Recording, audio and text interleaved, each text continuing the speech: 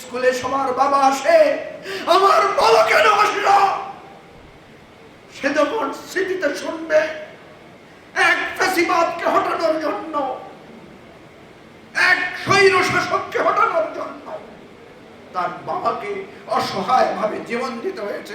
আমাদের চোখের সামনে আবু সাঈদ হাত প্রসারিত করে শহীদ হয়েছে, আমাদের চোখের সামনে আমরা মুগ্ধর সেই প্রাণোচ্ছল সংগ্রাম দেখেছি, আমাদের চোখের সামনে আমরা দেখেছি আসহাবুল ইয়ামিনকে কিভাবে ওই পিসি পুলিশের সেই রায়ট কার থেকে তাকে জীবন্ত অবস্থায় ফেলে দিয়ে তাকে হত্যা করা হয়েছে। আমরা যদি মাসের পর মাস, বছরের পর বছর আমাদের জুলাই গণ অভ্যুত্থানের স্মৃতি এবং কাহিনী বর্ণনা করি, সেটা শেষ হবে না।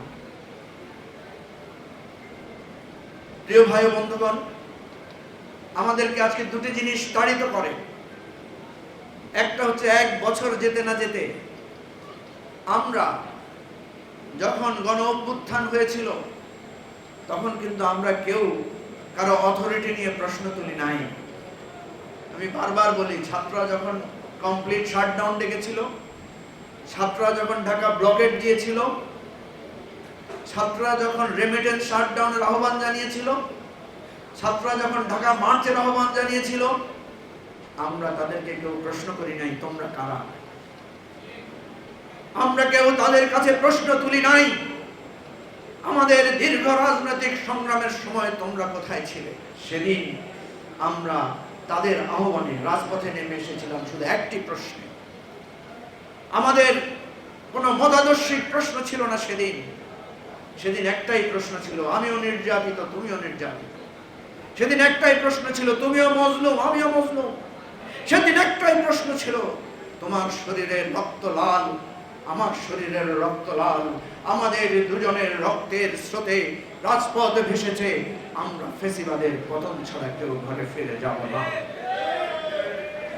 তাহলে আজকে কেন প্রশ্ন উঠে তোমরা কারা?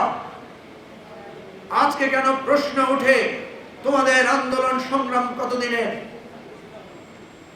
ঠিক একইভাবে আমার প্রশ্ন, জুলাই অভ্যুত্থানের যোদ্ধারা কেন আজকে প্রশ্ন তোলে যে আপনারা তো বালুর ট্রাক সরাতে পারেন নাই? সেদিন যখন রাজনৈতিক নেতারাও পাশে এসে দাঁড়িয়েছিল, তখন তো ছাত্ররাও কখনো রাজনৈতিক নেতাকর্মীদেরকে এই প্রশ্ন তোলেন নাই, আপনাদের পরাজয়, আপনাদের পিছিয়ে পড়ার কারণ কি? কারণ আমরা সবাই দেখেছি, আমরা ইলিয়াস আলীর গুম দেখেছি, আমরা রাজপথে রাজনৈতিক নেতৃবৃন্দকে কিভাবে মারা হয়েছে, কিভাবে নির্যাতন করা হয়েছে, কিভাবে ধরে নিয়ে বন্দী করা হয়েছে, আমরা সেই ইতিহাস দেখেছি। ফলে সেদিন আমরা কেউ কারো ইন্টিগ্রিটি নিয়ে, কেউ কারো ত্যাগ নিয়ে, কেউ কারো অবদান নিয়ে প্রশ্ন তুলি নাই। মাহমুদুর রহমান যখন তুরস্ক থেকে দিনের পর দিন টেলিফোন করে আমাদেরকে উজ্জীবিত করেছেন, লিখেছেন, বক্তব্য রেখেছেন এবং দিক নির্দেশনা দিয়েছেন, সেদিন আমরা একাকার হয়ে গিয়েছিলাম একটি প্রশ্ন,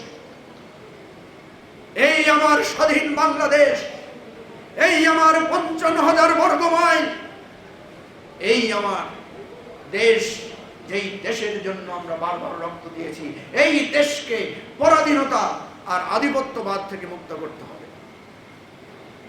সুতরাং আজকে কেন এত প্রশ্ন? কেন আজকে সংস্কার নিয়ে বিরোধ? কেন আজকে কে কার অবদান রেখেছে সেটা নিয়ে আমাদের মধ্যে দ্বিধা? হ্যাঁ, আমরা এই বাংলার মানুষ বারবার ঐক্যবদ্ধ হয়েছি, বারবার দ্বিধা বিভক্ত হয়েছি, আমরা বারবার শত্রুর বিরুদ্ধে লড়াই করেছি, আবার দুর্ভাগ্যের সাথে ইতিহাস বলতে হয় আমরা নিজেও নিজের সাথে লড়াই করেছি, নিজেও নিজের রক্ত ঝরিয়েছি। এত রক্ত যাওয়ার পরও কেন পরিবর্তন হয় না? এত রক্তদানের পরেও কেন আমরা বুঝি না এ আমার বাংলাদেশ? এত ত্যাগ কুরবানির পরও কেন আমাদের এই হৃদয়ে প্রশ্ন আসে না? ওই ছোট্ট নুজাইরা যে এখনো জানে না তার বাবার কবরটা কোথায় আছে, এখনো তার সেই বুঝ আসে না। সে হয়তো বুঝবে, আরো যখন বড় হবে সে যখন দেখবে স্কুলে সবার বাবা আসে, আমার বলো কেন আসে না? সে যখন স্মৃতিতে শুনবে এক ফ্যাসিবাদকে হটানোর জন্য, এক স্বৈর শাসককে হটানোর জন্য তার বাবাকে অসহায়ভাবে জীবন দিতে হয়েছে, রক্ত দিতে হয়েছে, সেদিন এই রাষ্ট্রের কাছে তার বিবেক দিয়ে সে প্রশ্ন করবে, তোমরা আজ কেন বিভক্ত? তোমরা আজ কেন গণতন্ত্র রক্ষার জন্য তোমরা আজকে একে অপরের বিরুদ্ধে দাঁড়িয়েছ? সেদিন তার হৃদয়ের বিবেকের কাছে প্রশ্নের জবাব আমরা দিতে পারবো না। সেদিন হয়তো ওই প্রজন্ম আবার আমাদের সামনে এসে দাঁড়াবে।